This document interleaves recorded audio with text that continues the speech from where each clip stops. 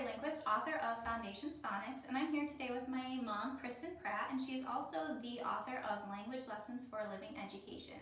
Now, one of the questions that we get a lot is, my child is done with Foundations Phonics, they're reading, what course do we go into next?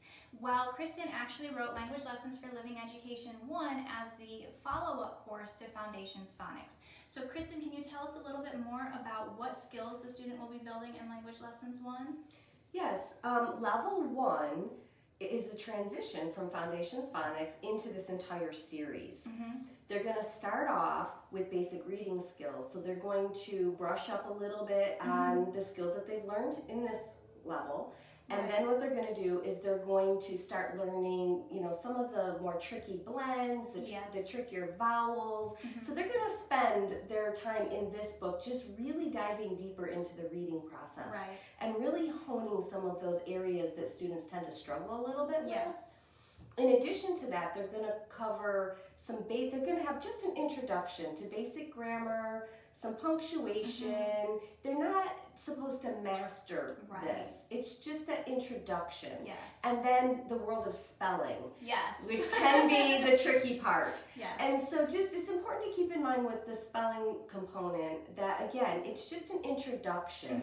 And students are going to work with words in a fun way. It's all meant to just be a fun introduction to all of these concepts. It doesn't get too deep, just enough to lay the foundations for success when they go into level 2. Right, and that's one of the things I love about Language Lessons is the spelling is kept fun.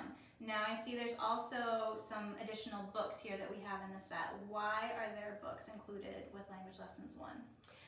These books are essential. We get asked a lot, can I go through this course without the books? And you really can't. These are essential to the whole program. And the reason that they're essential is because they're what the student is actually going to be reading. They're going to learn new skills in the book, but they're going to apply those skills through their reading real books. Outside the book. And the reason that I went with real books is because that's what gets kids excited about reading.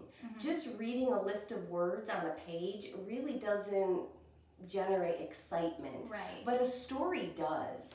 And so that's why we use these real books, and these books are outstanding. They have such a good message, and we get so many stories of how these books really touch the lives of students. And so you really cannot use these, or not use these. Exactly. So anyway, you have to use these along with the program, and it just really works, and it gets kids excited about reading, and it gets kids excited about the Lord, which is the most important thing. Now, because Foundations Phonics was written to be very flexible, it can be used in either kindergarten or first grade. Another question that we get often is, how do these fit together? How do we use them depending on what level the student has completed Foundations Phonics? Can you tell us? Yes, one of the issues that has always been a pet peeve of mine, I've helped a lot of homeschoolers through the years, and a lot of reading programs are not flexible. It's either all or nothing. And so we specifically designed this so that students who are ready in kindergarten can begin the reading process by using Foundations Phonics if they're ready. But the reality is many students are not ready in kindergarten. And so we designed it so if your student is, they can go ahead and start that. There's a schedule for that. But if they're not ready, and most students we recommend starting in first grade, they can do this the first semester and follow it with level 1 the second semester.